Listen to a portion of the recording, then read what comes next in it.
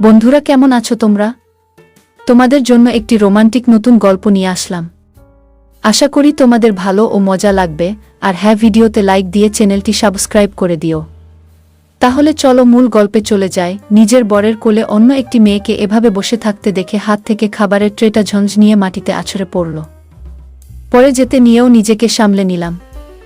আকস্মিক এমন ঝনঝন কাচের কোনো কিছু পড়ার আওয়াজে তারা ফিরে তাকালো আমার দিকে। এদিকে আমার চোখে অজস্র অশ্রুরা এসে ভিড় জমালো। কয়েক ফোঁটা অশ্রু গড়িয়ে পড়তে নিলেই তা অতি সাবধানে মুছে নিলাম। নিজের কষ্টটাকে নিজের মধ্যেই পুষে রাখলাম। ফারিহা রাগে গজগজ করতে করতে এগিয়ে এলো আমার দিকে। রাগ নিয়ে ঝাড়ি দিয়ে আমায় বলল, এই মেয়ে দেখে শুনে চলতে পার না? আর কারো রুমে যে নক করে আসতে হয় তা কি তুমি জানো না, নাকি মা বাবা শেখায়নি কিছু? ম্যানারলেস কোথাকার একটা, নিজের রুমে আসতে গেল বুঝি নক করে আসতে হয় নাকি নন্দিনী? How dare you! তুমি জানো আমি কে? তুমি আমার সাথে এভাবে কথা বলার সাহস পাও কিভাবে? আর আমায় এসব নন্দিনী বলে ডাকবা না। গাইয়া খ্যাত কোথাকার! ভুলে যেও না আমি রাশফিনের কাজিন, তবে খুব বেশি দিন থাকব না। আর হ্যাঁ, একবার এই বাড়ির বউ হয়ে নি, তারপর তোমার মতো ডাস্টবিনের কিটকে এ বাড়ি থেকে কিভাবে বের করতে হয় আমিও দেখে নিব। Just mind it! কথাটা বলে ক্রুর হাসল ফারিহা। এদিকে ফারিহার এমন কটু কথা শুনে এখনও সেখানেই চুপচাপ বসে আছে রাশফিন চৌধুরী ওরফে আমার বর। কোনো প্রতিবাদও করল না। গম্ভীর দৃষ্টিতে তাকিয়ে আছে সে আমার দিকে। আমি তাদের সাথে আর কোনো কথা না বলে ভাঙা কাচের টুকরাগুলো ওঠাতে লাগলাম। আর প্রতিবাদ করেই বা কী লাভ, যেখানে রাশফিন আমার হয়েও একটি শব্দ উচ্চারণ করেনি। এমন সময় একটা ছোট কাচের টুকরো ওঠাতে গিয়ে বেশ খানিকটা হাত কেটে গেল আমার হাত থেকে রক্ত গড়িয়ে পড়তে দেখেও একবারও এগিয়ে এলো না রাশফিন। সে সেখানেই বসে আছে যেন কিছুই হয়নি। আর ফারিহা এদিকে খিলখিলিয়ে হেসেই চলেছে। অমানুষ একটা! নিজেকে আর সামলাতে পারলাম না। আমার চোখ দিয়ে অঝরে অশ্রু গড়িয়ে পড়তে লাগল। আমি সব কিছু পরিষ্কার করে দৌড়ে বেরিয়ে এলাম রুম থেকে। কোনোমতো কাঁপা কাঁপা হাতে রান্নাঘরে ট্রেটা রেখেই এক দৌড়ে অন্য রুমে চলে গেলাম। হাঁটু গেড়ে ফ্লোরে বসে হাত দিয়ে মাথার চুলগুলো খামচে ধরে অঝোর ধারায় কাঁদতে লাগলাম। আমি যে কিছুতেই পারছি না আর এসব মানতে। এতক্ষণ নিজেকে সামলে নিলেও এখন আর সম্ভব হচ্ছে না। সামনে আমার রক্তাক্ত হাতটা নিয়ে তাচ্ছিল্যের সাথে বললাম, এটা তো বাহ্যিক রক্তক্ষরণ মাত্র। আমার অভ্যন্তরে যে এর থেকেও বেশি রক্তক্ষরণ হচ্ছে প্রতিনিয়ত। সরু কাচের টুকরো দ্বারা আঘাতপ্রাপ্ত হলে যেমন রক্তক্ষরণ হয়, তেমনি কাচের টুকরোর ন্যায় কোনো বিষাক্ত মানুষকে জড়িয়ে ধরলে হয় হৃদয়ের রক্তক্ষরণ। আর যাই হোক, একটা মেয়ে কখনোই তার স্বামীর ভাগ অন্য কাউকে দিতে চায় না। মরে যাবে তবুও নিজের স্বামীর সাথে অন্য কাউকে সহ্য করতে নারাজ। আর আমার সাথে সেটাই হচ্ছে। কি এমন পাপ করেছিলাম আমি? দুঃখগুলো যেন আজ অশ্রু রূপে ঝরে পড়তে লাগল। রাগে দুঃখে ইচ্ছে করছে মরে যেতে। সিলিং ফ্যানটার দিকে এক দৃষ্টে তাকিয়ে রইলাম আমি।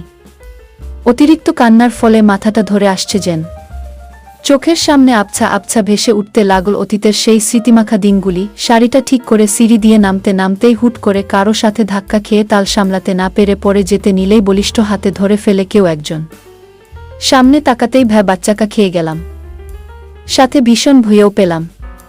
মুখে জোরপূর্বক হাসি ফুটিয়ে সামনে থাকা ব্যক্তিটির উদ্দেশ্যে বললাম, সরি রাশফিন ভাই, আমি আসলে খেয়াল করিনি। তিনি গম্ভীর দৃষ্টিতে তাকিয়ে রইলেন আমার দিকে কিছুক্ষণ। আমি চোখ নামিয়ে মাথা নিচু করে দাঁড়িয়ে রইলাম। আমার দিকে এক পলক তাকিয়ে চোখ সরিয়ে অন্যদিকে তাকিয়ে গম্ভীর কণ্ঠে বললেন, it's okay, but next time যেন এমন না হয়। বলেই পাশ কাটিয়ে চলে যেতে নিয়েও কি একটা ভেবে যেন আবার আমার সামনে চলে এলেন। আমাকে পা থেকে মাথা পর্যন্ত দেখে নিয়ে বললেন, শাড়ি পরেছ যে, তো কার জন্যে পরলে শুনি? ভার্সিটিতে আজ একটা অনুষ্ঠান আছে, আমার বান্ধবীরাও শাড়ি পরবে, তাই আমাকেও পরতে হলো। শুধু কি তাই নাকি অন্য কিছু? কিসব যাতা বলছেন আপনি? বড় গলায় কথা বলার আগে নিজের দিকে তাকিয়ে দেখো একবার। কি শাড়ি পরেছ যে পেট বের হয়ে থাকে? তুমি কি আদৌ অনুষ্ঠানে যাচ্ছ নাকি পেট দেখাতে যাচ্ছ মানুষকে?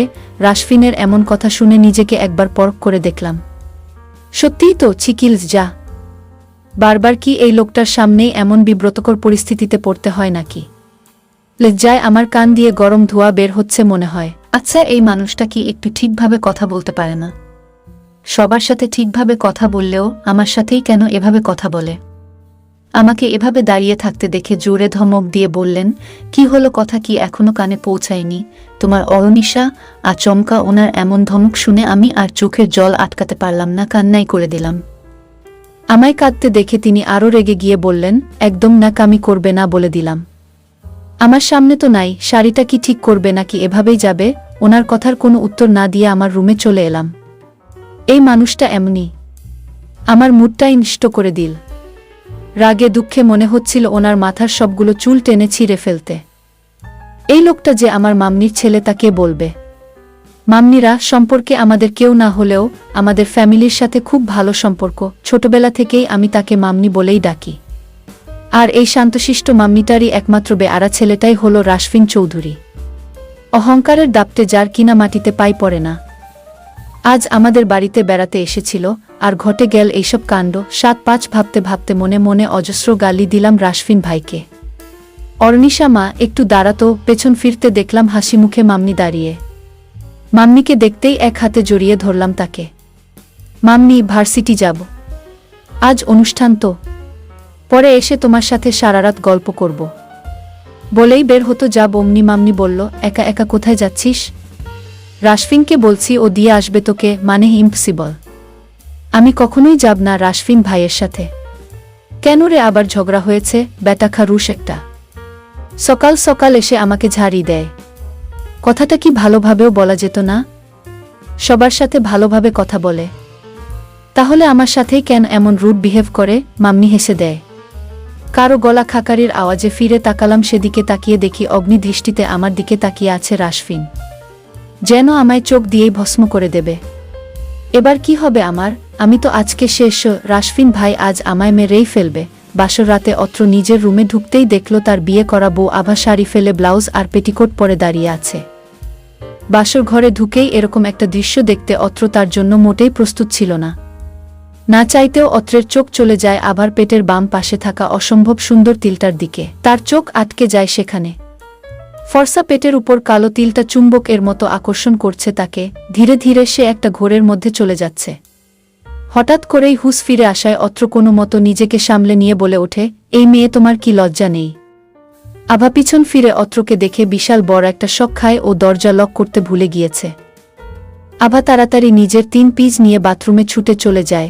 আভা বের হতেই অত্র তাকে খুব জোরে দেওয়ালের সাথে চেপে ধরে বলে, কান খুলে শুনে রাখো, আমি তোমাকে নিজে ইচ্ছে করে বিয়ে করিনি। পরিবারের চাপে পড়ে বিয়ে করতে বাধ্য হয়েছি। আজ একটু আগে যেটা করেছ, ভুলেও দ্বিতীয়বার যেন এটা আর না হয়। তোমার এই চেহারায় আমার বাবা মাকে ফাঁসাতে পারলেও এই অত্রকে ফাঁসাতে পারবে না। আমি অফরাকে ভালোবাসি বলেই খুব জোরে আভাকে ধাক্কা মারে। আভা টাল সামলাতে না পেরে নিচে পড়ে যায়। অত্রর এই ব্যাপারে আভা একটুও ঘাবড়ায়নি। ও তো এটাই চেয়েছিল। সংসার করার কোনো ইচ্ছে আভার নেই।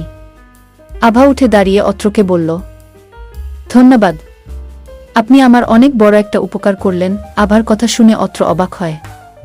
আভা আবার বলতে থাকে, অনেক রাত হয়েছে, আপনার পাশে এক খাটে শোয়ার আমার কোনো ইচ্ছে নেই। খাটে কেন বলছি, এক রুমেই থাকার কোনো ইচ্ছে আমার নেই। আপনি বরং আপনার নিজের রুমে নিজের খাটে ঘুমান, আমি বেলকনিতে ঘুমাচ্ছি। আমাকে একটা কাঁথা আর বালিশ দিলেই চলবে। এবার আভার কথায় অত্র খুব অবাক হলো, এই মেয়ে বলে কি? যাই হোক, অত্র আভাকে একটা বালিশ আর একটা কাঁথা দিয়ে দিল। আচ্ছা, আমি তাহলে যাই, গুড নাইট। অত্র আভার চলে যাওয়ার দিকে তাকিয়ে রইল। একটু পর ফ্রেশ হয়ে নিজেও শুয়ে পড়ল। কি অদ্ভুত এই মেয়েটা! আমি এত রুড বিহেভ করলাম, ও কোনো রিয়েকশনই দেখালো না। কোনো তো রহস্য আছেই ওর মধ্যে। ধুর, আমি এই মেয়ের কথা কেন এত ভাবছি? আমি তো আফরাকে ভালোবাসি। দেখি আমার বেবিকে একটা কল করি। কি হলো, পাগলিটা কল রিসিভ করছে না কেন? ও কি আমাকে ভুল বুঝল? এসব ভাবতে ভাবতে অত্র ঘুমিয়ে পড়ল। এদিকে আভার আজ অনেক ভালো লাগছে। বাবা মা তাকে বোঝা মনে করত, জোর করে তাকে বিয়ে দিল। কতই না ভয় পেয়েছিল সে। এই বিয়েতে আভার একটু মতো ছিল না। অত্র তাকে মেনে নেয়নি, এটাই অনেক। এখন সে নিজের মতো করে বাঁচতে পারবে। সকালে ঘুম থেকে উঠে বেলকনি থেকে রুমে চলে আসে। তারপর একবার অত্রের দিকে তাকিয়ে চোখ ফিরিয়ে নেয়। তারপর লাগেজ থেকে একটা শাড়ি বের করে ওয়াশরুমে চলে যায় গোসল করার জন্য। কিছুক্ষণ পরে একটা নীল শাড়ি পরে ভেজা চুলে বের হয়ে ড্রেসিং টেবিল এর সামনে বসে চুলে চিরুনি করার জন্য। হঠাৎ মুখের উপর পানির ছিটা পড়ায় ঘুম ভেঙে যায় অত্রের। তারপর বিরক্তি নিয়ে চোখ মেলে তাকায়, কিন্তু চোখ মেলে তাকানোর পর তার সব বিরক্ত যেন এক নিমিষেই দূর হয়ে যায়। সে চুপি চুপি দেখতে থাকে আভাকে। হঠাৎ আভার মনে হয় পেছন থেকে অত্র তাকে দেখছে, তাই সে পেছনের দিকে তাকায়, কিন্তু দেখে অত্র ঘুমিয়ে আছে। তারপর আভা উঠে আর একবার অত্রের দিকে তাকিয়ে নিচে কিচেনে চলে যায়। আভা চলে যাওয়ার পরে অত্র চোখ মেলে তাকায় আর নিজেই নিজেকে গালি দিতে থাকে, স্টুপিড অত্র, কি হয়েছে তোর, বারবার কেন ওই মেয়ের দিকে এভাবে তাকাচ্ছিস? আর একটু হলেই তো ধরা পড়ে যাচ্ছিলি। তারপর অত্র টাওয়েল নিয়ে ওয়াশরুমে চলে যায়। আভা কিচেনে গিয়ে দেখে তার শাশুড়ি মা রান্না করছে। আভা তার কাছে গিয়ে তাকে সালাম করল আর বলল, মা, আমি কি রান্না কাজে আপনাকে হেল্প করব? না মা, তুমি এত সকালে এখানে কেন? রাতে আমার পাশে শুয়ে আমার স্ত্রী মিতু বলল। একটা কথা বলি মনসুর, রাগবা না তো আবার? আমি মৃদু হেসে বললাম, তোমার কোনো কথায় কখনো আমি রাগ করেছি মিতু? মিতু বলল, তা করনি, কিন্তু এই কথা শোনার পর রাখতে পারো না। আমি রাখব না, বলো। মিতু এবার আমার হাতটা তার মুঠোয় নিয়ে ধরল। তারপর আমার কোলে তার মাথা এনে বলল, মা তো আমাদের এখানে অনেক দিন ধরেই আছেন, এখন তিনি তোমার অন্য ভাইদের ঘরেও থাকুক না কদিন। আমি মিতুর কথার কোনো জবাব দিলাম না। মিতু এবার বলল, না, বলছি, মার প্রতি তোমার যেমন কর্তব্য আছে ওদেরও তো আছে, তাই না? তো ওদের কর্তব্য পালন করতে দিচ্ছ না কেন তুমি? মা ওদের ওখানে থাকতে পছন্দ করেন না, আর ওরাও মাকে এভোজেট করে। এটা কোন ধরনের কথা? মা কি ছোট মানুষ? আর তুমিও কি কোটিপতি? যা উপার্জন করছো সব মার ওষুধপত্রেই শেষ করে দিচ্ছ। আমাদের কি ফিউচার নাই নাকি? মিতুর কথা শুনে আমার প্রচণ্ড রাগ পায়, তবুও চুপ করে থাকি। মিতু এবার আমার হাত ধরে শক্ত করে নাড়া দেই, বলে, আর কতদিন এভাবে মেনিমুখ হয়ে থাকবে? মায়ের ওষুধের খরচা মিটাতে গিয়ে পরে বাজার সদাই করতে হয় বাকিতে। বউকে ভালো একটা শাড়িও কিনে দিতে পারো না। আবার সন্তান নেয়ারও নাম নেই। সন্তান নিলে খরচা বাড়বে, মার চিকিৎসার সমস্যা হবে। অতই যখন মা করবে তখন বিয়ে করেছিলে কেন আমায়? শুধু আমি বলেই আজ পর্যন্ত তোমার ঘরে আছি। অন্য কোনো মেয়ে হলে মা ছেলের মুখে থুথু মেরে কবেই চলে যেত। কথাগুলো বলে রাগে কাঁপতে লাগলো মিতু। আমি জানি ওর কথাগুলো অনেকটা রাগ আর অনেকটা অভিমান থেকেই। আমার দোষ, তাকে সন্তান দিচ্ছি না, ভালো শাড়ি দিচ্ছি না। কিন্তু এটাও তো সত্য, আমার মায়ের চিকিৎসার চালিয়ে যাওয়া, যেভাবেই হোক মায়ের চিকিৎসা করিয়ে যেতে হবে। আমার অন্য ভাইগুলো মার পেছনে খরচ করতে হবে বলে বুদের কথায় কেটে পড়েছে সেই শুরুতেই। কিন্তু আমি কেটে পড়তে পারিনি, কারণ আমার স্পষ্ট মনে আছে আমাদের 3 ভাইকে নিয়ে মায়ের সংগ্রামটা। বাবা আমাদের 3 ভাইকে ছোট ছোট রেখে মারা যান, আর মা তখন অন্যের বাড়িতে কাজ করে করে আমাদের বড় করে তুলেছেন, পড়াশোনা করিয়েছেন। তার কারণেই আমরা আজ সম্মানের সাথে বেঁচে আছি, পৃথিবীর আলো দেখছি। সেই মাকে ছেড়ে আমি চলে যাই কিভাবে? আমি মিতুকে বললাম, মিতু, তুমি আমায় ছেড়ে চলে গেলেও মাকে আমি ছাড়তে পারবো না। সরি।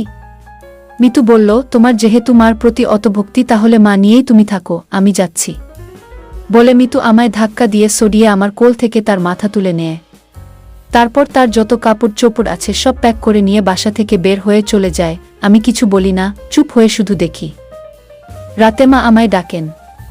তিনি তো অসুস্থ, চোখে দেখেন না, কানে কম শুনেন, শরীরে নানা রোগ, টিবিও আছে, টানা কাশেন। মা আমায় ডেকে কাছে নিয়ে আমার মুখে তার তুলতুলে হাত বুলিয়ে দেন আর বলেন, বাজান, বুমা চইলা গেল কেন রে? আমি বলি, মা, ওর এখানে ভালো লাগে না, তাই চলে গেছে, ও না থাকলেই ভালো। না রে মনসুর, না, বুমার মনে অনেক দুঃখ। আমার পিছনে আর পয়সা খরচ করিস না বাজান, আমার তো এমনিতেই মরার সময় ঘনাইয়া আসতাছে। চিকিৎসা করাইলেও মরব, না করাইলেও মরব। এর চেয়ে বুমার দিকে নজর দে, তার কথা শোনো, সে যা বলে তা মাইনা নে। মার কথা শুনে আমার চোখ ভিজে উঠে জ্বলে। মাকে জড়িয়ে ধরে আমি হাউমাউ করে কেঁদে উঠি আর বলি, ও মা, মা গো, সারাটা জীবন তুমি শুধু দুঃখই করে গেলে। আমাদের সুখে রাখার জন্য এখনো সব কিছু সয়ে যেতে পারো তুমি। মাও কাঁদেন, কিন্তু তার শারীরিক দুর্বলতার জন্য সেই কান্না শব্দ হয়ে আকাশ বাতাস কাঁপাতে পারে না। কিন্তু তার চোখের জল, সেই জলের দিকে তাকালেই বুকটা ধুক করে উঠে।